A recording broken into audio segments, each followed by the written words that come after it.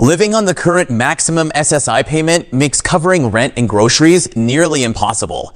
But the proposed SSI Restoration Act offers a massive overhaul. Here are the 4 biggest changes. First up, a higher monthly cap.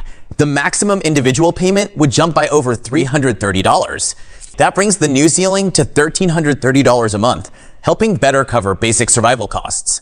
Second, a massive asset limit overhaul. Currently, applicants must drain almost all their savings just to qualify. The bill raises that decades-old $2,000 cap up to $10,000, so recipients can actually keep some savings. Third, the end of the marriage penalty.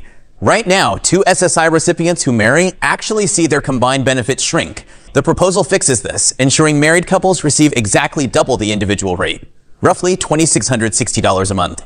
Fourth, abolishing the transfer penalty. Right now, giving cash to family can instantly suspend your benefits.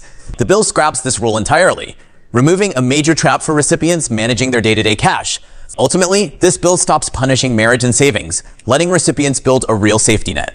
But remember, none of these changes take effect until a year after the bill becomes law.